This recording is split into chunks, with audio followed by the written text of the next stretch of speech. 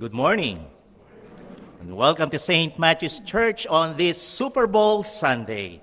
This morning we are holding our Super Bowl of Caring Sunday, and we will collect food items for the Burbank Temporary Aid Center. Our St. Matthew's Church friends and members share soup and other food items as well as dollar bills and larger. We thank you for all your generosity. And secondly, Valentine Luncheon is coming on next Sunday. Beginning on this particular day, we will have special luncheon and fellowship time prior for this coming Lenten season. Please see the info sheet in your bulletin and make sure that you reserve upon the sign-up sheet in our church narthex. And now, please open your worship folder on page 2. As we prepare our hearts for worship. Blessed be the Holy Trinity, one God, who spoke light into creation, who calls us to listen and follow, who sends us to shine like stars. Amen.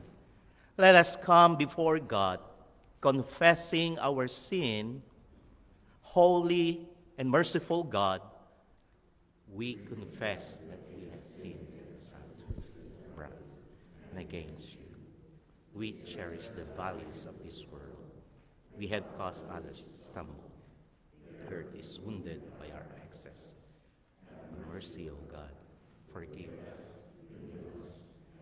yes, that we may do your will with courage and delight. Amen. Hear the voice from heaven.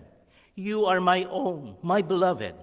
God gives power to the weary and strengthens the powerless. Be cleansed, be healed, for in the name of Jesus Christ, I declare to you the forgiveness of your sins and the revealing of God's reign. Amen. And the peace of Christ be with you always, and also with you. You may rise as you wish, as we sing, Arise, your light has come.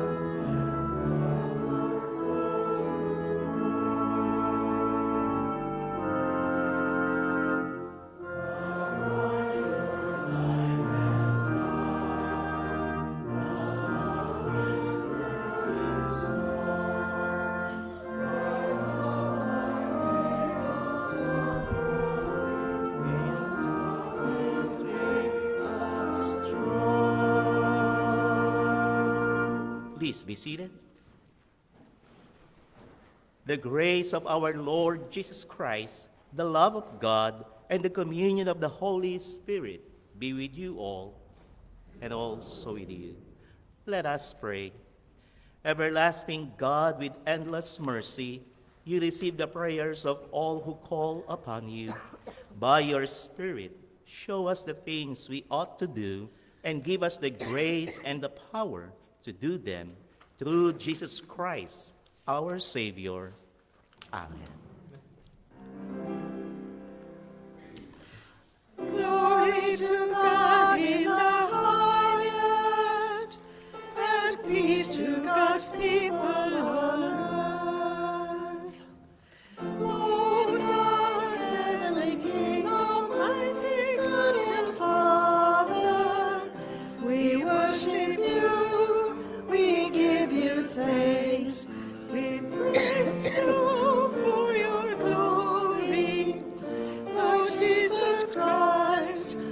Son of the Father, Lord God, Lamb of God, you take away the sin of the world. Have mercy on us. You are seated at the right hand of the Father. Receive our prayer, for you alone are the Holy One. You alone are the Lord. You alone are the Most High. Jesus Christ, with the Holy Spirit, in the glory of God the Father. Amen.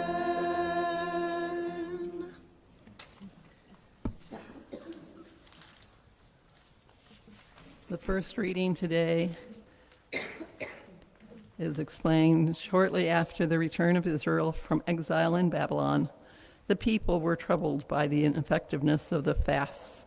God reminds them that outward observation is no substitute for genuine fasting that results in acts of justice, such as feeding the poor, the hungry, sheltering the homeless, and clothing the naked. This is from Isaiah 58, starting at verse 1. Shout the message. Do not hold back. Say to my people Israel, you have sinned. You have turned against the Lord's day after day. You worship him and seem eager to learn his teachings. You act like a nation that wants to do right by obeying his laws. You ask him about justice and say you enjoy worshiping the Lord. You wonder why the Lord pays no attention when you go without eating and act humble. But on those same days that you give up eating, you think only of yourselves and abuse your workers. You even get angry and ready to fight. No wonder God will not listen to your prayers. Do you think the Lord wants you to give up eating and to act as humble as a bent-over bush, or to dress in sackcloth and sit in ashes? Is this really what he wants on a day of worship? I will tell you what it really means to worship the Lord. Remove the chains of prisoners who are bound up justly. Free those who are abused. Share your food with everyone who is hungry. Share your home with the poor and homeless. Give clothes to those in need. Do not turn away your relatives. Then your light will shine like the dawning sun, and you will quickly be healed. Your honesty will protect you as you advance, and the glory of the Lord will defend you from behind. When you beg the Lord for help, he will answer, "Here I am." Do not mistreat others or falsely accuse them of saying something cruel. Give your food to the hungry and care for the homeless. Then your light will shine in the dark. Your darkest hour will be like the noonday sun. The Lord will always guide you and provide good things to eat when you are in the desert. He will make you healthy. You will be like a garden that has plenty of water, or like a stream that never runs dry. You will rebuild those houses left in ruins for years. You will be known as a builder and repairer of city walls and streets. The next reading of the day is from Psalm 112, beginning at the first verse. Shout praises to the Lord. The Lord blesses everyone who worships him and gladly obeys his teachings. Their descendants will have great power in the land because the Lord blesses all who do right. They will get rich and prosper and will always be remembered for their fairness. They will be so kind and merciful and good that they will be a light in the dark for others who do the right thing. Life will go well for those who freely lend and are honest in business. They will not ever be troubled, and the kind things they do will never be forgotten. Bad news will not bother them. They have decided to trust the Lord. They are dependable and not afraid, and they will live to see their enemies defeated. They will always be remembered and greatly praised because they were kind and freely gave to the poor.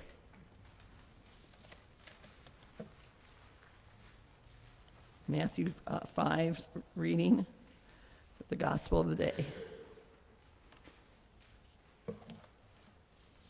In the Sermon on the Mount, Jesus encourages his followers to be the salt of the earth and the light of the world, doing good works and keeping God's commandments.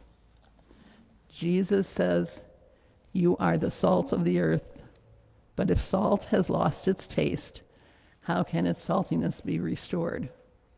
It is no longer good for anything, but is thrown out and trampled underfoot. You are the light of the world. A city built on a hill cannot be hid. No one, after lighting a lamp, puts it under the bushel basket, but on the lampstand, and it gives light to all in the house. In the same way, let your light shine before others, so that they may see your good works and give glory to your Father in heaven. Do not think that I have come to abolish the law or the prophets. I have come not to abolish, but to fulfill.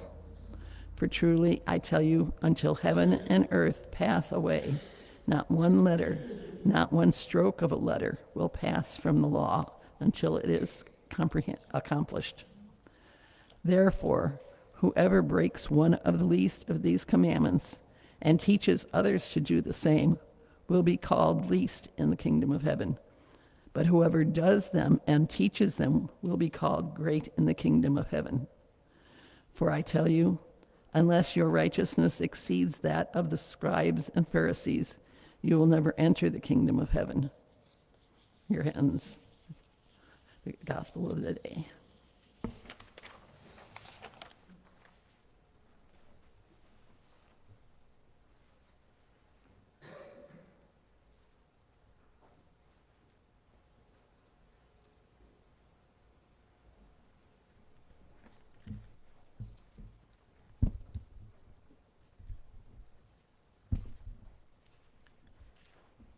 Good morning.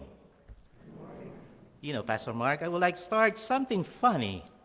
I heard about this man, and he was driving through an intersection that was monitored by cameras. If you ran a light or broke the law in any way, you'd receive a ticket in the mail. So he made sure to go through it extra slow. But he noticed the camera flash and took his picture. He thought, that's not right. He turned around and drove through it even more slowly. Once again, the camera flashed and took his picture. He thought, this thing is messed up. They cannot give me a ticket. Out of spite of it, he drove through it 3 more times, and each time waving on the camera with a big smile. A week later, he received 5 tickets in the mail for not wearing his seatbelt. Click it or tick it. People of God, a vacationer from Los Angeles. He got lost up in the woods of Oregon, and hour after hour, that vacationer searched in vain for some sign of civilization. But however, the more that he looked, the more lost the vacationer became. Finally, with the sun setting behind tall pines and with frigid winds blowing in from the Pacific, the vacationer knelt down to pray as a last resort. Then, mid-prayer, the vacationer suddenly felt the touch of a steady hand upon his shoulder. Lo and behold, there stood behind the vacationer at all a woodsman, a tall woodsman. Lost, my friend? Let me help you. Much relieved, The vacationer then looked heavenward and said to God, "Never mind, Lord, I can find my own way out." People of God, Harry Emerson Fosdick, the former pastor of that famous Riverside Church in Manhattan, writes, "God is not a cosmic doll boy for whom we can just press the button just to get things." Amen? Very true. Yet how often do we human beings still pray like that prayer, pray like passengers on a sinking ocean liner, realizing that all of a sudden our feet, it says, starting to get wet. From our reading, the book of Isaiah says, when you beg the Lord for help, He will answer. Yes, the great American preacher Dwight L. Moody once observed, those who have made the biggest difference in the world had been true people of prayer. Remember Elijah's prayer? Closed up the heavens for 3 years and 6 months. And when he prayed again, the heavens gave rain. On another occasion, Elijah brought down fire on Mount Carmel. Then the false prophets of Baal cried long and loud, but no answer came. However, the God of Elijah heard and answered Elijah's prayer.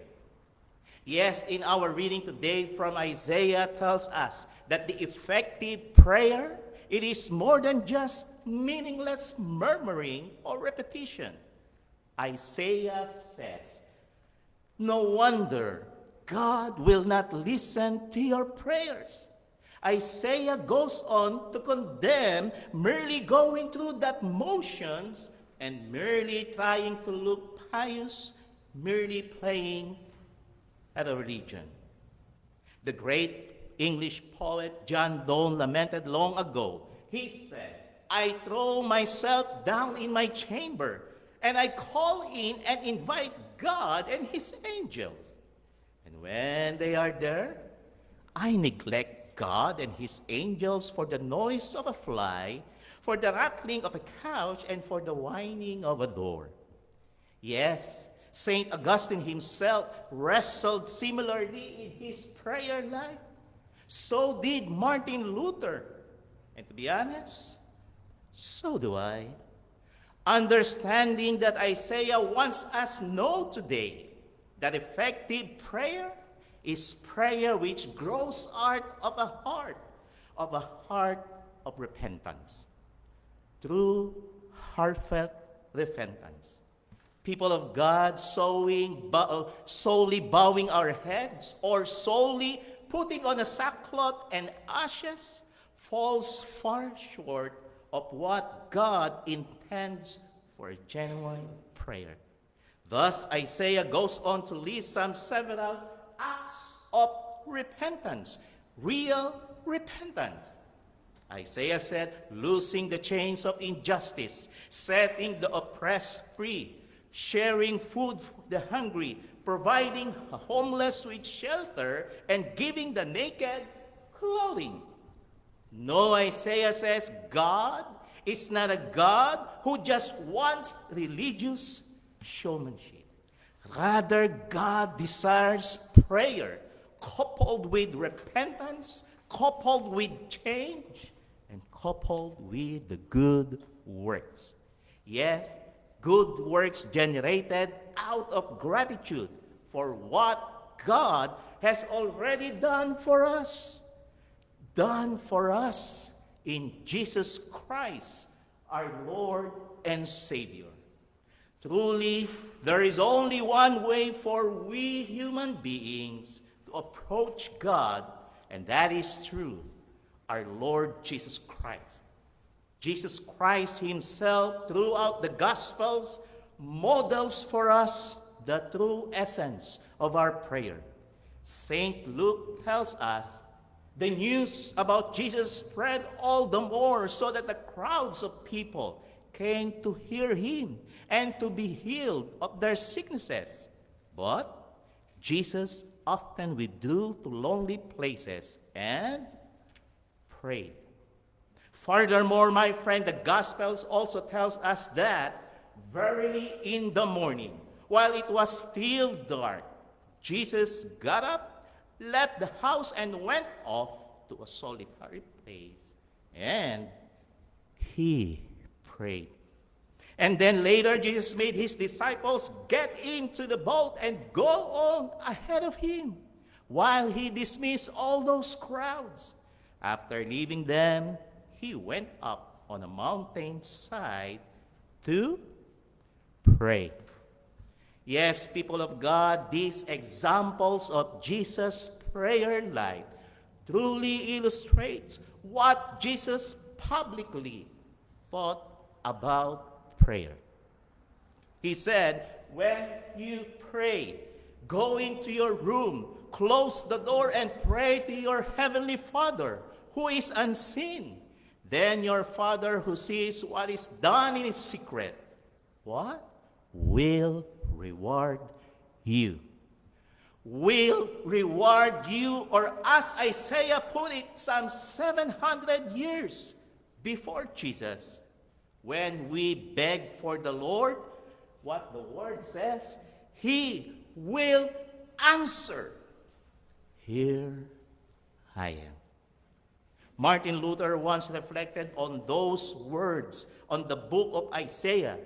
Luther writes, no one knows how great the power and the efficacy of our prayers unless he has learned it by experience. He said, this I know, as often as I have earnestly prayed, I have certainly been freely heard and have received more than I desired. To be sure, at times our Lord God has revealed, or probably he delayed a little while. Yet, God has heard.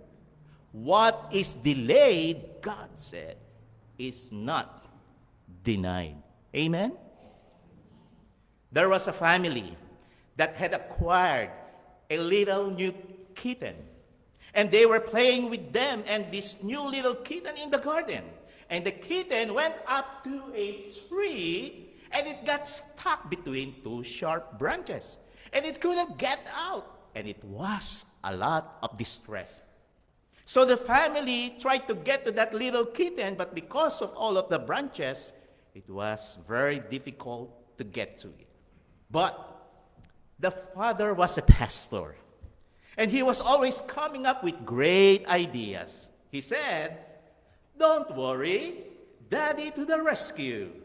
I'm going to get my car and I will get a rope. I'm going to tie the rope around the tree and I'm going to tie it onto the car. I'm going to get into the car, going to drive it a bit. The branch will come down and then we will be able to maneuver around and we're going to save that little kitten. Everyone said, yay, Daddy to the rescue. So Daddy gets his car, gets the rope, ties the rope around the tree, and ties it onto the car. He gets into the car and begins to drive. Slowly, slowly, the branch bending, slowly, slowly. As the car moves, the branch bends. And then the rope snaps, the branch flings back, and the poor little kitten goes flying. And that's the end of the story. Not all story has a great ending. 2 weeks later, the pastor is visiting a member of his congregation. He knocks on the door opens. The lady said, oh, pastor, come in. And the pastor, as he walks in, there in the hallway was his little kitten. He knows it was unmistakable. He didn't want to say to her, that's my kitten. No. He said, oh, that's a lovely little kitten you got. Have you had her long? She says, Pastor, you're not going to believe this. But it was 2 weeks ago. It was hot, sunny, yes, Saturday afternoon. I was in my garden and with my little son, Johnny. Johnny said, Mommy, please, can we have a kitten?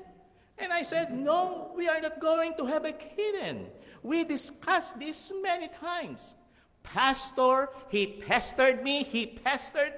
And the only thing I could think of doing was to say, I tell you what, Johnny, let us kneel down here in the garden and we'll pray. We'll pray to the Lord Jesus Christ, and if the Lord Jesus Christ wants to give you a kitten, he will give you a kitten. Pastor, you're not going to believe this. The Lord answered our prayers. People of God, when we pray, coincidence happens. When we don't, they don't. Prayer is a gift of God by which we speak to the very Creator. A gift, God, which has the power to make us rich, is spiritually rich in the good news of Jesus Christ, our Lord. Amen.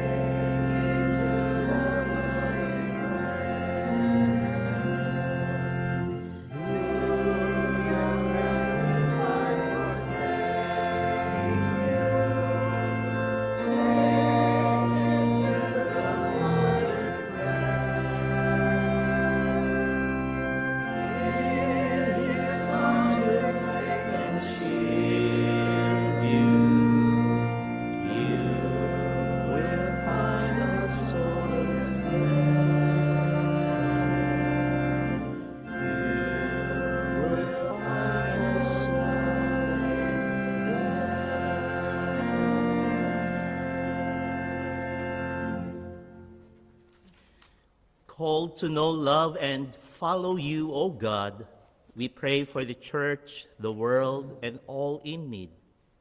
Everlasting God, deepen your church commitment to the proclaiming the gospel, that many will hear, respond, and share in its blessings. God, in your mercy, receive our prayer. Everlasting God, rule over the nations and guide their paths toward the fulfillment of your purpose, nurturing the common good, protecting the weak, providing justice, and caring for the needy. God, in your mercy, receive our prayer. Strength of the powerless, lift up the weary and wounded. Give endurance to those who struggle, is unrelenting, heal the sick, and relieve the pain of those who suffer. God, in your mercy, receive our prayer. Searching God, expand the welcome and witness of St. Matthew's Church. We pray for all those served by our ministries and for all worshiping with us today. God, in your mercy, receive our prayer. Unsearchable God, you are always more than we can understand or imagine.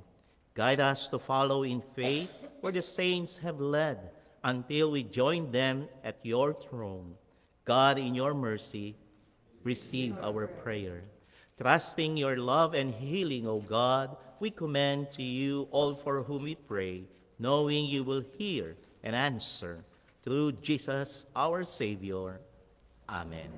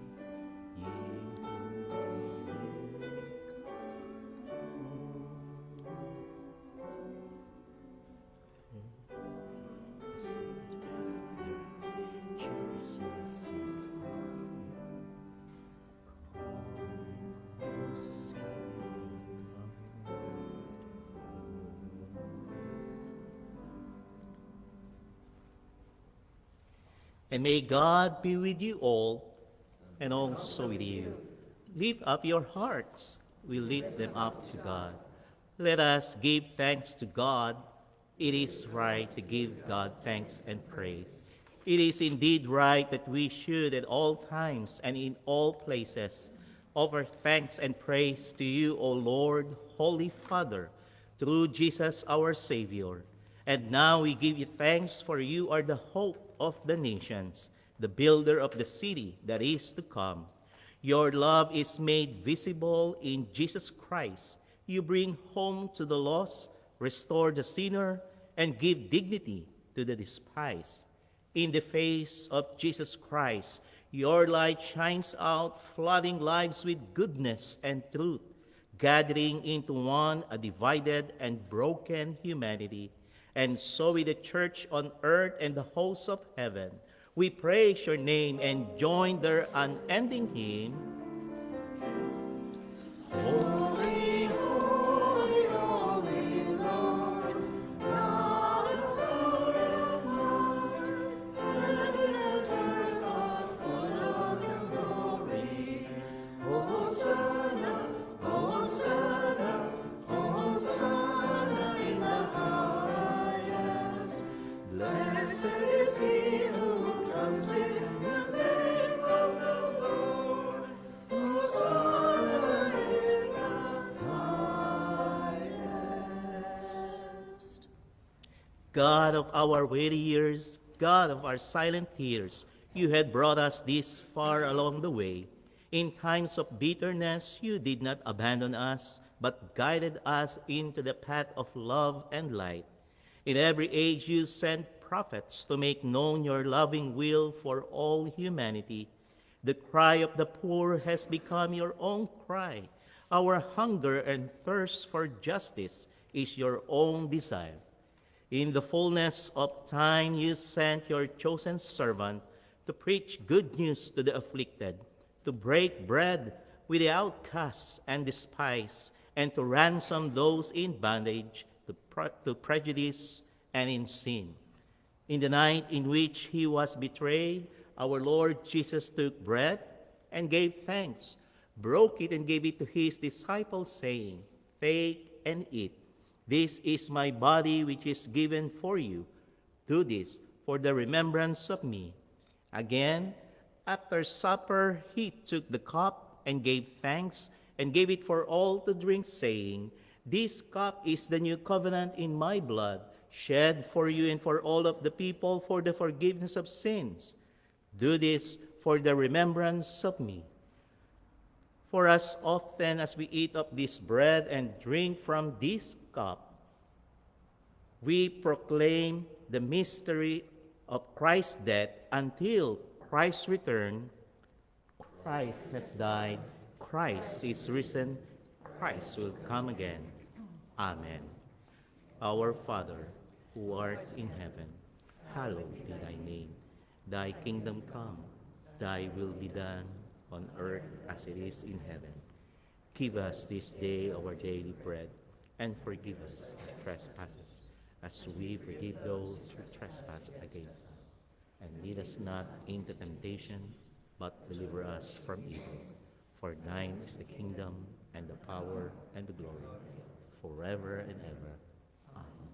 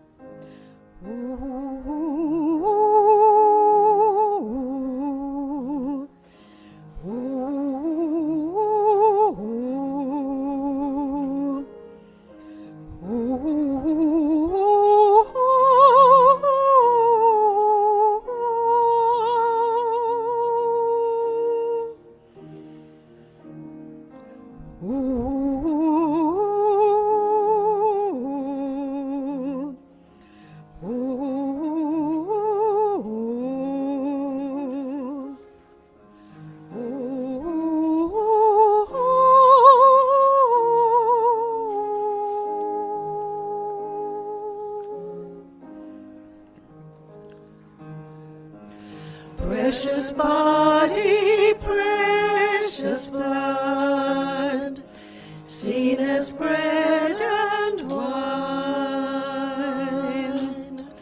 There the Lord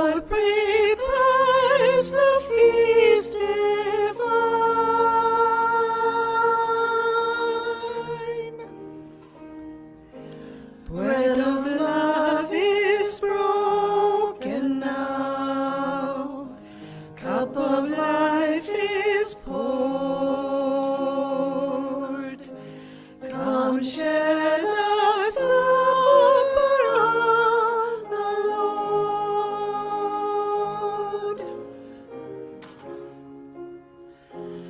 This is the bread of God, coming down from heaven, giving life to us, to all the world.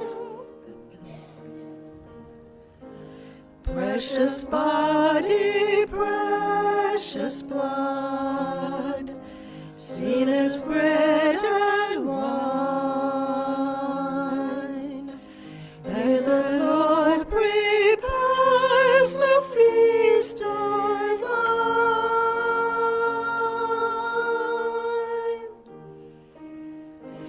Bread of love is broken now, cup of life is poured. Come share the supper of the Lord.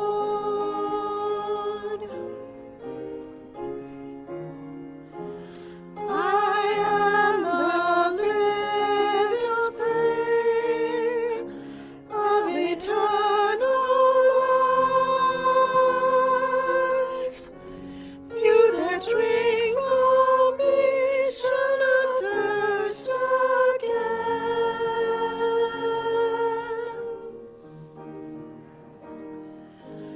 Precious body, precious blood, seen as bread and wine. There the Lord prepares the feast divine.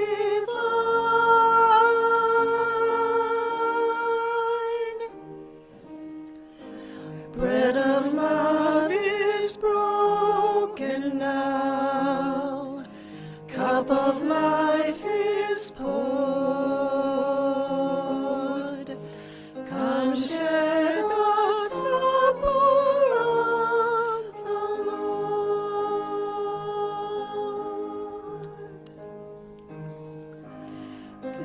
Bloody, precious blood, seen as bread and wine. There the Lord prepares the feast divine.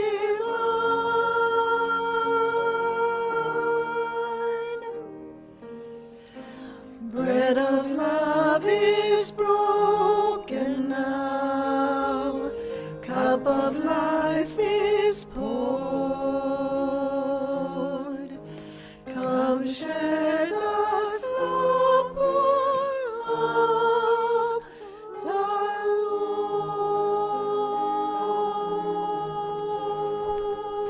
Lord. Let us pray. Everlasting God, we bless you that you had brought us to the mountaintop and fed us with the life and light of your Son. Send us in his name from this place to bring light into the dark corners, healing where lives are torn, and nourishment to every hungry heart. In the name of Jesus Christ, our Savior. Amen.